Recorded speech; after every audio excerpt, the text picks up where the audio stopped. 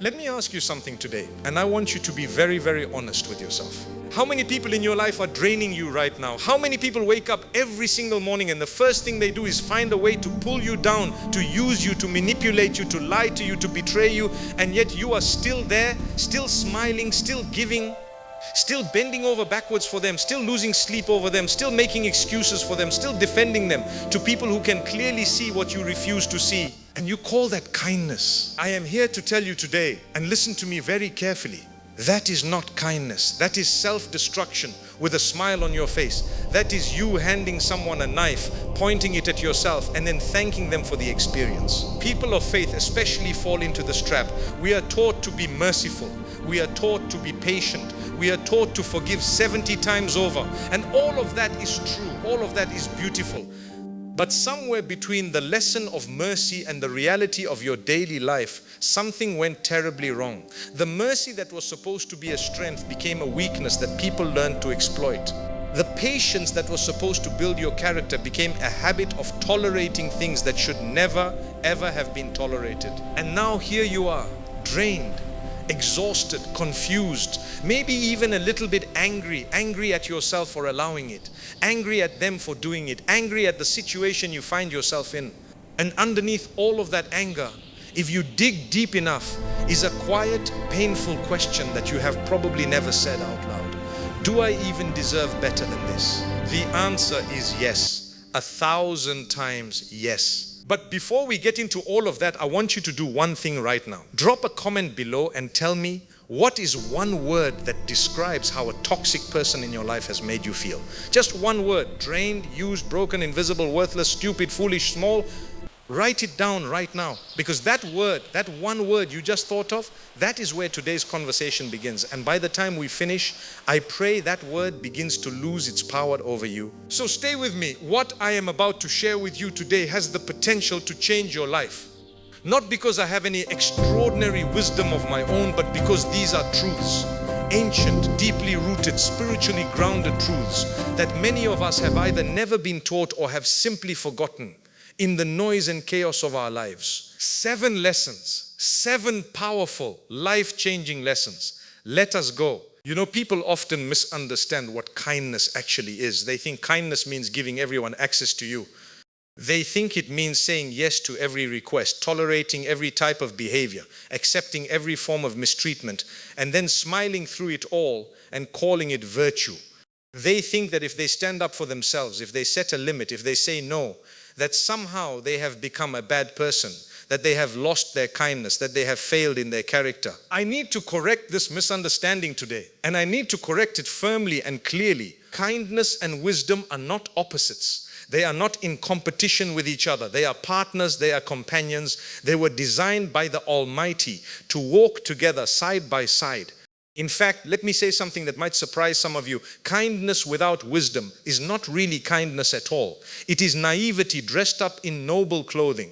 And naivety, my brothers and sisters, can absolutely destroy you. Think about it this way. A parent whose child is running toward a fire. What does that parent do? Do they say, I will be kind, I will let him run wherever he wants. I do not want to control him. I do not want to upset him. No. The kind parent, the truly, deeply, lovingly kind parent, grabs that child, holds them back. Even if the child screams, even if the child cries and kicks and says, I hate you, you are mean, you never let me do anything I want. The parent says, no, I love you too much to watch you burn yourself. That is real kindness. Kindness that sometimes looks like restriction because it is rooted in love and wisdom combined. Now apply that same principle to yourself. When you keep allowing a toxic person to walk all over you, to disrespect you, to take from you without ever giving back, to lie to your face repeatedly and then apologize and then lie again, to manipulate your emotions like a skilled puppeteer, to undermine your confidence drop by drop until you no longer trust your own mind, and you tell yourself you are being kind, you are being patient, you are being a good person, what you are actually doing is letting yourself run into that fire. And the most heartbreaking part, no one is stopping you, not even you. The Almighty gave you something extraordinary. He gave you something called aql, the intellect, the capacity for discernment, the gift of wisdom. This is not a small thing. This is one of the distinguishing gifts of the human being, the gift that sets us apart, the gift that allows us to think, to reflect, to assess, to make decisions that go beyond mere instinct and impulse. And this gift was not given to you so that it could sit idle while someone takes advantage of you. It was given to you so that you could navigate this world with both compassion and clarity, not one without the other, both. Always both, your heart wide open and your mind fully awake. So when you use your intellect to recognize that a particular person in your life is consistently, reliably, repeatedly harmful to your well-being, and you make a conscious, deliberate, thoughtful decision to limit your exposure to that person, that is not cruelty, that is not harshness. That is not a failure of your character. That is your aql functioning exactly as the Almighty intended it to function. That is wisdom in action. That is you honoring the gift that was placed inside you. There is a reason why the scholars of the past, generation after generation, warned about companionship. Why they spoke at length about the people you allow into your inner circle. Why they said, look at who you sit with. Because the people closest to you have enormous power to shape your thinking, your habits, your heart, your very trajectory in this life. Not because you should be suspicious of everyone. Not because you should build walls so high that no warmth can reach you. But because you have a responsibility, a God-given, spiritually weighty responsibility to be intentional about who you allow to influence you. And here is something that people do not say enough. Protecting yourself is not selfish. Let me say it again because I need you to hear it and truly receive it. Protecting yourself is not selfish. Your well-being, your physical health, your emotional stability, your mental clarity, your spiritual state is an amana. It is a trust. It was placed in your hands by the Almighty on the day you entered this world. You are the guardian of it. You are responsible for it. And you will be accountable for how you treated it. You are not supposed to hand that trust over to someone who is going to shred it to pieces. You are not supposed to allow someone to systematically dismantle your peace and call it loyalty. You are not supposed to confuse endurance of harm with nobility of character. Real kindness, the kind that is celebrated in our tradition, the kind that the noble among us embody, begins with being kind to yourself, not in an arrogant way, not in a self-indulgent way, but in a grounded, thoughtful, responsible way. If you cannot extend to yourself the basic compassion and care that you extend so freely and generously to others, then everything you build on that cracked foundation will eventually crumble. So let us start there. Kindness without wisdom is a liability. Wisdom without kindness is coldness. But kindness and wisdom together, that is the response of a person who understands their worth, understands their responsibility, and understands how to move through this world in a way that honors both their creator and themselves. You are not a doormat. You were never created to be a doormat. The Almighty created you with honor, with dignity, with worth that was built into you from the very moment of your creation. Stand in it, protect it, and stop apologizing for doing so. I want you to think about a cup of water, a beautiful, clean cup, filled generously to the brim. Now imagine someone comes to that cup every single day and takes from it. They take a little, they take a lot. Sometimes they practically upend the whole thing. They never refill it. They never acknowledge it. They never say thank you for it. They never even notice that there is something providing for them. They just reach in and take naturally, automatically, entitledly. And you keep allowing it. You keep tilting the cup toward them. You keep saying, yes, take more, take what you need. I am here, I am available. Pour from me as much as you like. I have enough, I can handle it. And slowly, quietly, without any dramatic announcement, the cup empties. Now, what happens when someone genuinely deserving comes along? What happens when your child comes to you and needs your attention, your presence, your warmth? What happens when your spouse reaches out and needs connection and care? What happens when your parent is struggling and needs your patience? What happens when a true friend is going through something devastating and needs you to show up for them? What happens when your own soul cries out for nourishment? When you desperately need time for your prayers, for your reflection, for the practices that restore you and ground you and connect you to something greater than the chaos of daily life. There is nothing left. The cup is empty. You are standing in the middle of your life looking completely capable from the outside and completely hollow on the inside, and you cannot figure out why. You are asking yourself, why am I so tired all the time? Why do I feel this low-level, chronic, bone-deep exhaustion that a full night of sleep does not seem to fix? Why do I feel like I am disappearing inside my own life? Because toxic people are draining you. And the particularly insidious thing about toxic people, the thing that makes them so dangerous, is that they are almost never honest about what they are doing. They wrap their taking in the language of relationship. They call it friendship. They call it family, they call it love. They make you feel chosen and special and needed, but only when they want something from you. Only when your resources, your attention, your energy, your time serves a purpose for them. The moment you have nothing to offer, the moment you yourself are struggling, the moment you actually need something, many toxic people become curiously unavailable, suddenly busy, suddenly overwhelmed with their own issues, suddenly unable to show up in any meaningful way. And if you make the mistake of pointing this out, if you say, I have always been there for you, but when I needed you, you were not there for me, they will find a way to make that your fault too. This is what toxic people do. This is the pattern. And the longer you stay in that pattern without naming it, the more natural it begins to feel. That is the most dangerous part, when the abnormal becomes normal.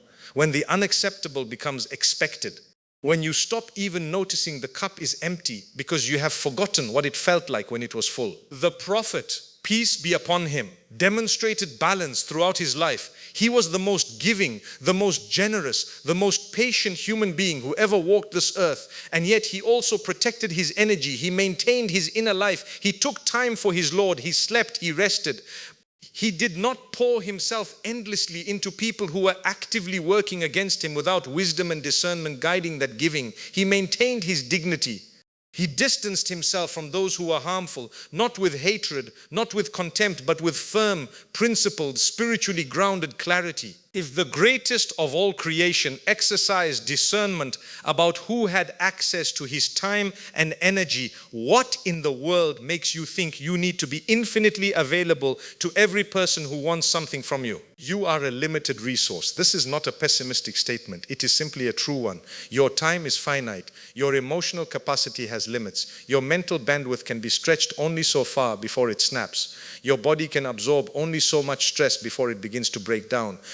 These are not weaknesses. These are facts of human existence created and designed by the Almighty Himself. And every single moment you spend being depleted by a toxic person, every conversation that leaves you drained, every interaction that leaves you anxious, every encounter that leaves you second guessing your own reality, that is a moment, an hour, an energy reserve, a piece of your precious limited life that you are not investing in what actually matters, in your faith, in your family, in your growth, in your healing, in the work the Almighty has placed you on this earth to do. That is a cost. A very, very real cost, and you are paying it every day, often without even realizing it. So I want you to ask yourself right now, with full honesty, who is emptying your cup? Go through the people in your life. Who leaves you feeling consistently worse after every interaction? Whose name on your phone screen makes your stomach drop? Who makes you rehearse conversations in your head before they happen? Preparing yourself for whatever version of conflict or manipulation or guilt tripping is coming your way. Who, when you finally leave their presence, causes you to exhale with relief rather than warmth. Those are the people. Identify them. Name them in your own heart and understand, deeply, fully understand that it is absolutely permissible to limit that access, to guard your cup, to say, this is mine and I will decide who I pour it for. And I will pour it for people who fill it back up, who add to it, who make it overflow, rather than people who leave it bone dry every single time. You are allowed to do that, and doing that is not a failure of your character. It is one of the bravest, most self-honoring, most spiritually grounded decisions you will ever make. This is one of the most liberating lessons I can offer you, truly. When this lands, when you genuinely absorb it and take it into your heart, it will lift something from you that has been weighing you down for a very long time. Ready? Here it is. You do not owe everyone an explanation. You do not owe everyone access to your life.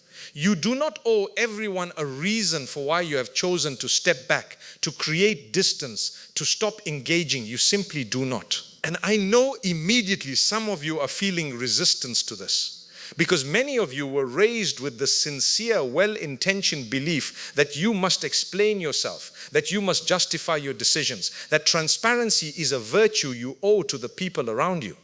That walking away without a proper conversation, without a thorough explanation, without giving the other person a full chance to respond is unkind, is disrespectful, is somehow a failure of your values. And in the right context, in healthy, mutual, good faith relationships, yes, communication matters enormously. Yes, addressing issues directly, giving people the opportunity to understand your perspective, working through things together, all of that is noble and important and praiseworthy. But here is the critical distinction. Toxic people do not engage with your explanations in good faith. They do not sit across from you with open hearts and genuine willingness to hear you. They do not listen carefully, reflect honestly, and say, you know what, I hear you, I understand, let me genuinely try to do better. That is not what happens. What happens instead is that your explanation becomes material, your vulnerability becomes fuel, your openness becomes a weapon. They twist your words and bring them up at the worst possible moment. They take the things you shared in a sincere attempt at honest communication and store them away for future use against you. They take your carefully worded expression of hurt and turn it into evidence that you are the problem, that you are controlling, that you are overreacting, that you are dramatic, that you are the one who needs to change. Or, and this is perhaps even more insidious, they perform. In the moment of the conversation, faced with the possibility of losing you, they become extraordinary. They cry. They express remorse with what sounds like genuine depth. They make promises that in the moment seem completely sincere.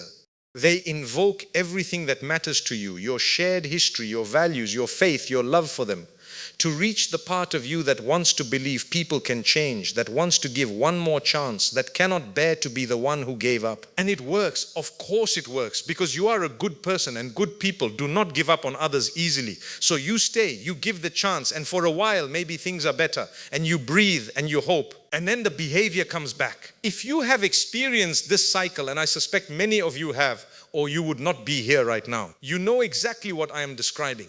The cycle of harmful behavior, confrontation, performance of remorse, temporary improvement, and then the slow, gradual, inevitable return to exactly what was happening before. Sometimes worse, because now they know precisely what buttons to press and precisely what performance is required to bring you back. The kindest thing you can do for yourself in this situation, after you have genuinely tried, after you have communicated, after you have given chances, is to stop offering your explanations to someone who uses them as manipulation opportunities. You are allowed to quietly, calmly, with full dignity and zero drama, simply pull back. You are allowed to stop answering every call. You are allowed to let certain messages go without immediate responses. You are allowed to stop attending every gathering where you know the dynamic will leave you unsettled. You are allowed to create distance without writing a manifesto about why. And you are allowed to do all of this without guilt, without endless self-questioning, without lying awake at night wondering if you made the right call. I have observed this pattern again and again in the people I have spoken with across many years. When a person attempts to explain to a toxic person why they are stepping away, what almost inevitably happens is they get pulled back in. The toxic person uses the very act of communication, the very vulnerability that honest conversation requires, to reclaim their position. They know which words to say. They know which tears to produce. And they know that you, being the decent, compassionate, genuinely good-hearted person that you are, will find it almost impossible to leave the room when someone is crying and apologizing and saying exactly what you needed to hear. So do not give them that room. You are allowed to make a quiet, private, dignified decision and simply act on it. You are allowed to think, this relationship is not good for me. I have tried, I am choosing to protect my well-being, and I do not need to hold a conference to announce this decision. The Almighty knows your heart. He knows your intention. He knows you are not acting out of cruelty or vengeance or spite. He knows you are trying to take care of the life He gave you. He knows the effort you made before you stepped back. He knows all of it. And that is enough His knowing is more than enough. Not everyone deserves an explanation. Not everyone deserves access. Some people, after they have repeatedly demonstrated what they will do with your openness and your trust and your goodwill, some people simply deserve distance. Quiet, dignified, spiritually grounded distance. That is not unkindness. That is wisdom. And remember where we started. Kindness and wisdom go together always. This lesson is perhaps the most misunderstood of all, and it is the one that causes the deepest suffering, particularly among people of faith. Because the misunderstanding of this lesson has kept countless good people trapped in harmful situations for years, sometimes for entire lifetimes, under the sincere but mistaken belief that their faith demands it. Let me address it head on and without hesitation. We are taught to forgive. Absolutely. Forgiveness is one of the most beloved qualities in our tradition. It is praised repeatedly. It is described as a characteristic of the conscious, the God-fearing. It is connected to our own hope for forgiveness from the Almighty. The logic is clear and spiritually sound. If you want the most merciful to show you mercy, show mercy to others. If you want to be forgiven for your own failings, extend forgiveness to those who have wronged you. All of this is true. All of this is beautiful. All of this is correct. And this is where the misunderstanding lives and does its damage. Forgiveness is not the same as reconciliation. These are two different things, two entirely different actions with two entirely different requirements. And conflating them has caused enormous unnecessary harm to an enormous number of people. Forgiveness is a transaction between you and your own heart, ultimately offered up to the Almighty. It is the decision to release the poison of resentment, bitterness, and hatred from your inner life. It is the act of saying in your heart, in your prayers, in the quiet of your most honest moments, I am not going to carry this weight of anger. I am not going to let this person's actions against me continue to eat me alive from the inside. I am going to release this. I am going to let the Almighty deal with what I cannot handle. I am going to free myself from the chains of unforgiveness so that I can move forward with my life, my faith, my peace. That is forgiveness. And it is entirely, completely, 100% about you and your own inner liberation. It is a gift you give to yourself. Reconciliation is something else entirely. Reconciliation means restoring a relationship, returning to closeness, re-establishing the kind of access and trust that existed before the harm occurred. And reconciliation requires, as a minimum, non-negotiable requirement, genuine change on the part of the person who caused the harm. Not performed change, not temporary change, not change that lasts just long enough to get you back before reverting.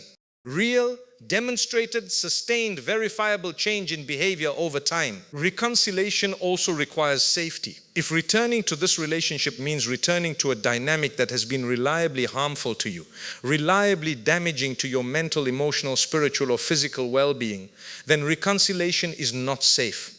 And wisdom does not counsel you toward unsafe situations simply in the name of mercy. You can forgive someone completely and fully and from the absolute depths of your heart, genuinely, sincerely, with no bitterness and no hatred remaining, and still maintain distance from them, still choose not to have daily contact, still choose not to re-enter the same close relationship.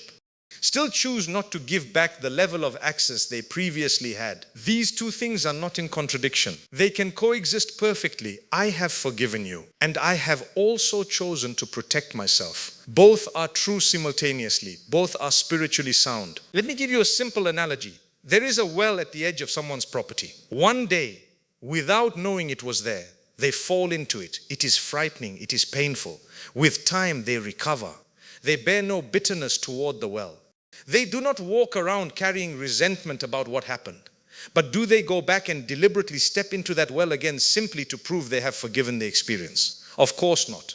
Forgiveness of the experience does not mean voluntary, repeated exposure to the danger. Apply that to your relationships. Forgiving someone for the harm they caused does not obligate you to place yourself back into the position where the same harm will occur again and again. That is not forgiveness. That is not faith. That is simply refusing to be honest about what is actually happening. And I must address something directly here, because I have seen this used as a weapon, and it needs to be named clearly. There are people who, the moment they sense they are losing their hold over you, suddenly discover a very deep interest in religion. Suddenly they are quoting verses Suddenly they are invoking concepts of forgiveness, of mercy, of maintaining ties. Suddenly your decision to protect yourself has become a spiritual failing on your part. Suddenly your boundary has become something that the Almighty will hold you accountable for. Be very careful with this. The weaponization of religious language to re-establish control over you is one of the most sophisticated and emotionally destructive tools in the toxic person's arsenal. And it works on good people. It works on people who genuinely care about their faith. It works precisely because you do not want to be the person who got it wrong spiritually. So let me be absolutely clear. Forgiveness, releasing hatred and bitterness from your heart is between you and your Lord. Access, who is allowed close to you and how close they are allowed, is guided by wisdom, by discernment, by your honest assessment of what is safe and what is not. The Almighty has not commanded you to place yourself repeatedly in the path of harm in the name of mercy. That is not the teaching. That is a manipulation of the teaching. Forgive freely from the depths of your heart. Guard your access wisely, guided by your intellect. Both together, that is the complete, mature, grounded response of a person of true faith. I want you to sit with this one very carefully. Think back to the times in your life when you tried to establish a limit, when you tried to say no, when you tried to communicate that something was not okay with you, that you needed things to be different, that there was a line that had been crossed. Think carefully about who reacted most strongly to that. Think about who became the most upset, the most aggressive, the most wounded, who made the most noise, who applied the most pressure, who worked the hardest to make you feel that you were being unreasonable, that your no was an act of selfishness, that your boundary was an attack on them disguised as a need. Was it someone with no investment in how you behaved? Or was it someone who had been benefiting enormously, perhaps for years, from the fact that you had no boundaries, from the fact that you always said yes without question, from the fact that you absorbed everything they put out without ever pushing back, from the fact that they had been writing the rules of the relationship entirely on their own, and your limit was the first time you picked up the pen? The loudest, most aggressive reactions to your boundaries will almost always come from the people who were most comfortable, most advantaged by your absence of them. This is not a coincidence. It is cause and effect. And they will come at you with everything available to them. They will say you have changed. And they will say it as an accusation, as if becoming someone who requires basic human dignity was a betrayal of who you were supposed to be. They will say you are being difficult, as if a person who says, this is not okay, I deserve better treatment, is somehow making the relationship complicated. They will say you are being selfish. And this one will sting the most because you have spent so much of your life giving without condition that the accusation will feel profoundly unfair. And it is profoundly unfair. But unfairness has never stopped a toxic person from deploying it when it suits them. They will recruit others. They will go to mutual friends, to family members, to community members, to anyone willing to listen, and they will present their version of events. And their version naturally will not include their own behavior. Their version will begin precisely at the moment you reacted and exclude everything that drove you to react. Their version will cast you as the aggressor and themselves as the blameless victim of your sudden, inexplicable, unprovoked decision to become difficult. And some people will believe them, people you trusted, people who were supposed to know you, because toxic people are frequently very skilled at public performance. They are often charming in groups, warm and attentive when there is an audience, generous with the people who are watching. The real damage, the consistent, daily, grinding, private damage almost always happens in rooms with no audience, in conversations that no one else witnessed, in moments of cruelty or manipulation or dismissal that took place when only the two of you were present. And that produces one of the loneliest experiences a human being can have. To know with clarity that you trust completely what someone is doing to you in private, and then to watch the world see only the performance. To have someone say to you, but they seem so lovely. Are you sure you are not being oversensitive? Trust yourself. Trust what you experienced. Trust what happened in those rooms. But here is the most important thing I want to say about the reaction that comes when you hold a boundary. When you set a limit and someone responds with extreme anger, with flooding guilt, with a campaign to discredit you or manipulate you back into compliance, do not take that reaction as evidence that you were wrong. Take it as evidence that the boundary was not only necessary but long overdue. A person who genuinely loves you, who has authentic care for your well-being, who wants good for you, who sees you as a full human being worthy of dignity, that person, when you tell them something is not okay, will not rage at you for it. They may feel surprised. They may need time to understand. They may have feelings of their own to work through, but they will not conduct a campaign to make you feel monstrous for simply saying, "I would like to be treated with respect." A person who responds to that request with fury is telling you something important about what they value in the relationship. Listen to what they are telling you. The fury you encounter when you hold a boundary is not your conscience speaking. It is their control system registering a change in the environment and responding the only way it knows how, by trying to make the cost of maintaining your limit higher than the relief of abandoning it. Do not abandon it. Set the limit. Hold it with quiet. Hold it with calm, hold it with dignity and without apology. Because the day you stop apologizing for protecting yourself, the day you genuinely stop reaching for the apology that was never yours to give, that is the day your healing truly meaningfully begins. I want to be very careful here, and I want to be clear about what I am and am not saying throughout this entire conversation. I am not telling you to view everyone around you with suspicion. I am not encouraging you to become a person who walks through the world with arms crossed and heart locked, cataloging everyone's failures and preparing to cut them off at the first sign of imperfection. That kind of hardness would be its own form of damage, its own kind of prison. Some of the people who drain you, who exhaust you, who leave you feeling depleted after every interaction, they are not evil. They are not malicious schemers plotting your destruction. They are simply people whose energy, whose emotional habits, whose way of moving through the world, whose needs and communication patterns, they are simply not compatible with your peace, not compatible with your growth, not compatible with your well-being. And that is okay. It is genuinely okay. It does not make them a terrible person. And it does not make you a terrible person. It simply means that in this particular combination, in this particular relationship, the chemistry is off, the dynamic is harmful. And forcing it, insisting on closeness out of obligation or guilt or the weight of shared history or the fear of what people will say, does not serve either of you. It just means two people are continuously wearing each other down and calling it relationship because they do not know what else to call it. Now, I want to speak specifically about family, because I know that is where this conversation becomes the most painful and the most complicated for many people.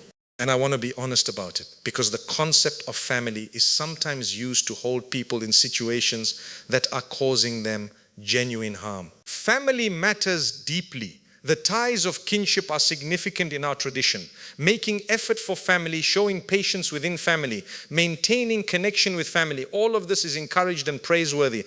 I am not dismissing any of that. But family is not a blank check for mistreatment. Sharing blood does not grant someone automatic, irrevocable permission to damage your soul. Growing up in the same house does not obligate you to remain in an emotionally destructive dynamic for the entire rest of your life, smiling through it and calling it devotion.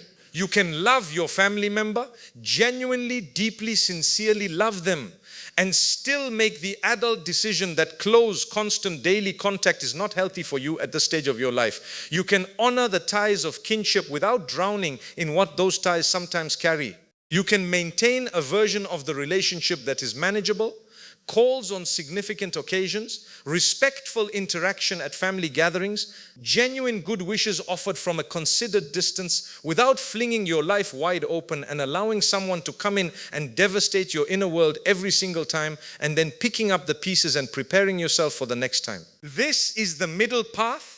And the middle path, in the greatest wisdom of our tradition and in the most grounded understanding of healthy human living, is almost always where the right answer lives. It is not about hatred. It is not about declaring someone irredeemably lost and casting them away with contempt. It is about being honest with yourself, courageously, compassionately, unflinchingly honest about what you can handle and what you genuinely cannot.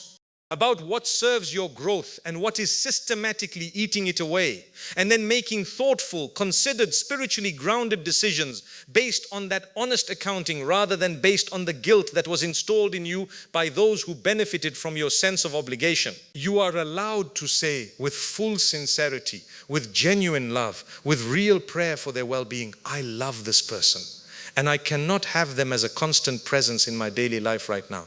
Both of those things are true simultaneously. They are not in contradiction. The Almighty, who sees every heart and knows every intention, who witnessed every attempt you made before you arrived at this decision, who saw the love behind the trying and the wisdom behind the stopping, He understands. He is Al-Khabir. He is fully, intimately aware of what you have been through and why you have chosen what you have chosen. And He does not hold against you the wisdom that eventually said, enough, this is not working.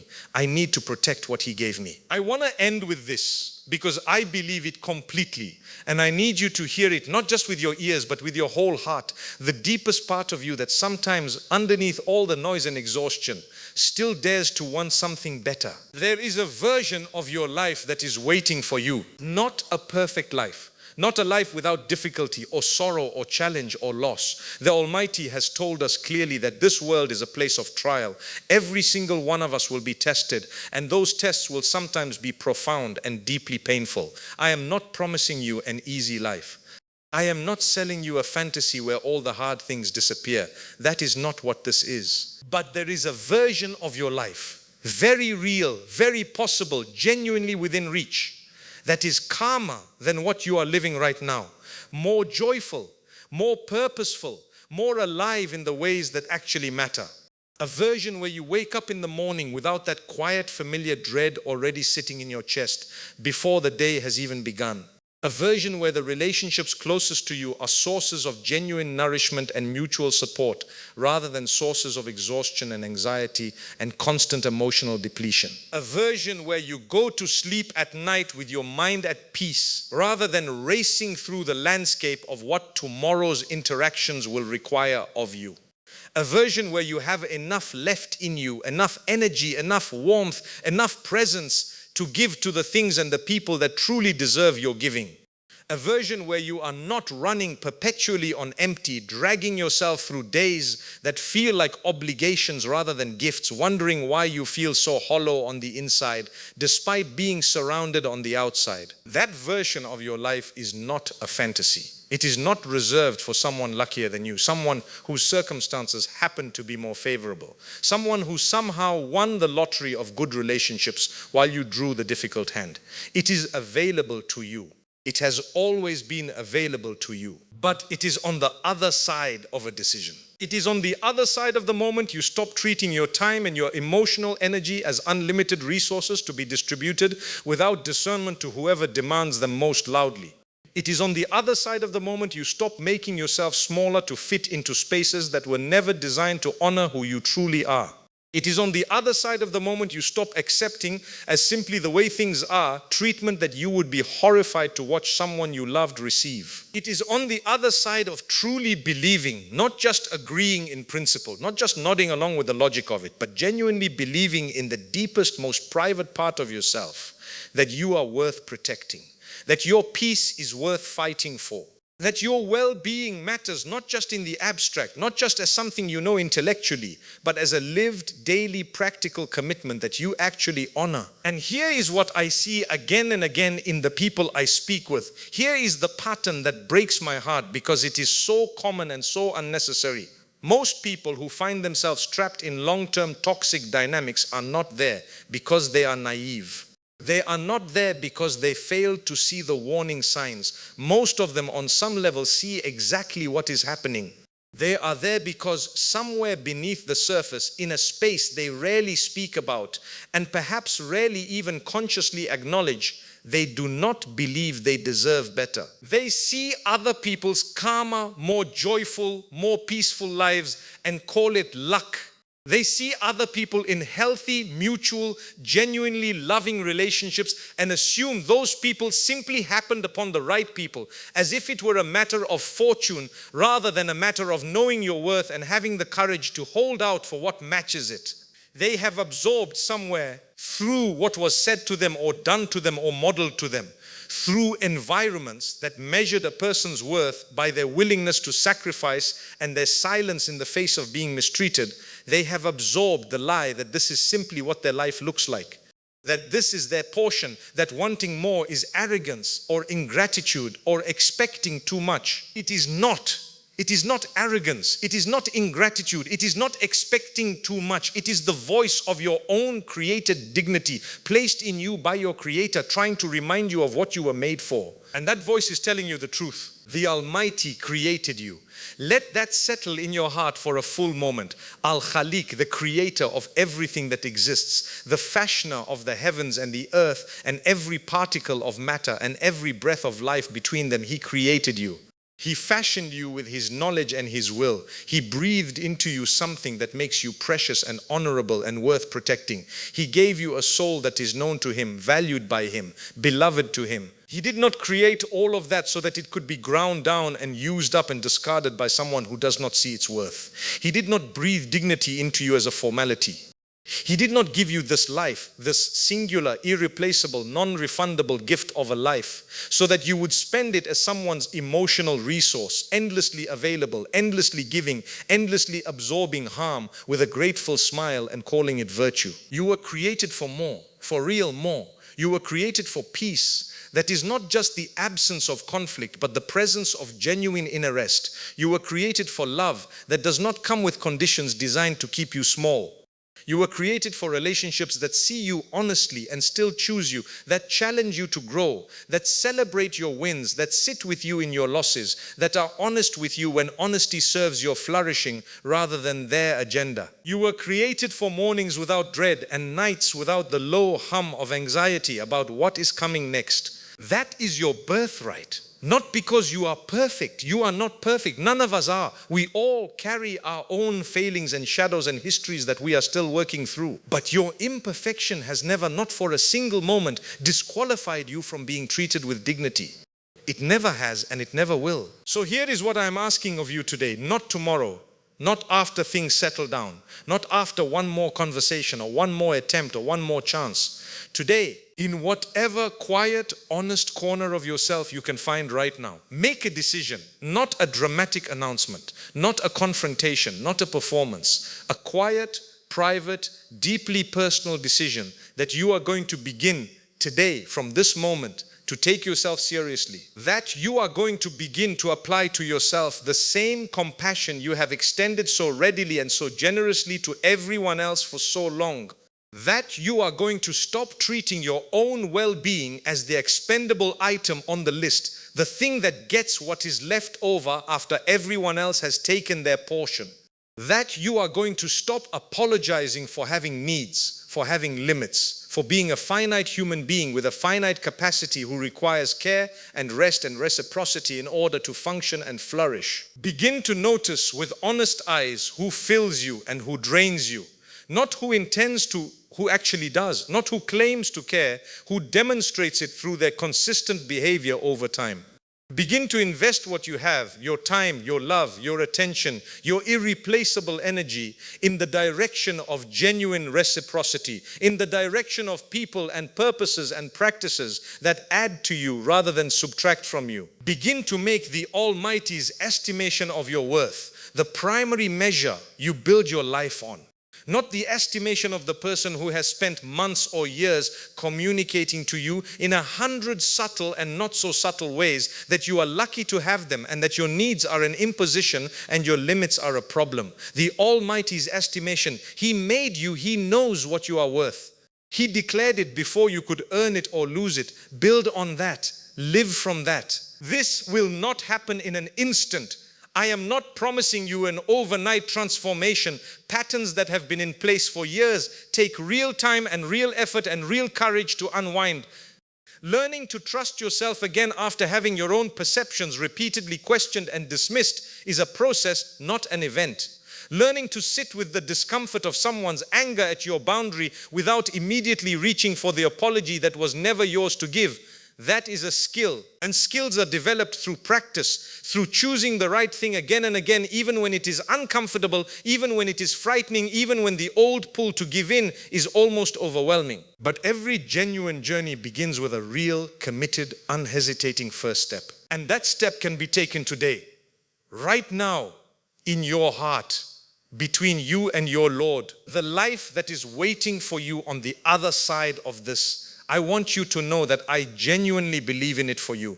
Not because I know the details of your situation, not because I know exactly what you have been through, but because I know the nature of what the Almighty created in you, and I know that it was not created for what you have been tolerating. You will face difficulty in the life that awaits you too. I told you, I am not promising easy, but you will face it from a place of wholeness instead of brokenness. You will face it with reserves instead of running on nothing. You will face it surrounded by people who are genuinely, truly, actually in your corner, not people who perform loyalty in public and undermine you in private. That life is real. And it belongs to you. May the Almighty grant you clarity, the clear, honest, undeniable sight to see what is and what is not good for you. May He grant you the courage to act on what you see rather than remaining frozen by the fear of what you might lose in the acting. May He grant you the strength to release from your life what is harming it, and the grace to do so without bitterness, without cruelty, without anything in your heart other than the quiet, dignified resolve of a person who has finally decided to honor what their Creator placed in them. May He fill every space left behind by those who drained you with things that are truly worthy of occupying that space, with deepened faith, with meaningful work, with authentic human connection, with the kind of love that makes you more fully yourself rather than less, with purposes that give the day's direction and the night's rest. And may He grant you what everything else in the end points toward: peace, real peace, living, breathing, deeply rooted, unshakable peace. Not the gray, resigned peace of someone who has given up wanting things, not the temporary peace of someone who has just run out of the energy to fight, but the real peace, the salam that comes from being aligned with your purpose, from being honest about who you are and what you need and what you will not accept, from trusting the one who made you to guide and sustain and vindicate you as you walk faithfully in the path of that truth. That peace is not dependent on whether the toxic people in your life are happy with your decisions. It does not require their approval, their understanding, or their blessing. It is independent of all of that. It lives inside you, given directly by the one who created you, available to you in every moment that you choose to reach for it. That peace is yours. It has always been yours. Go and claim it. Assalamu alaikum wa rahmatullahi wa barakatuh.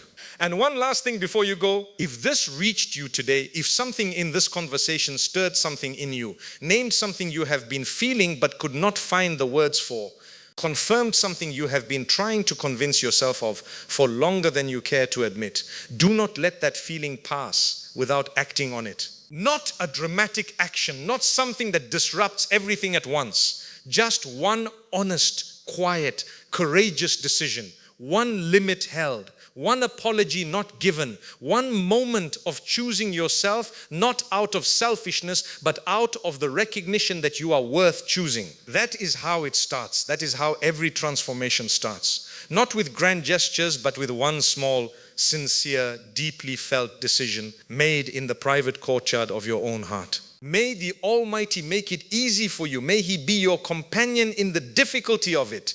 And may He reward you abundantly for every moment you chose your dignity over the comfort of familiar pain. You are not alone in this. The Almighty is with those who are patient, those who are conscious, those who are sincere. Walk in that companionship. It is the greatest companionship of all.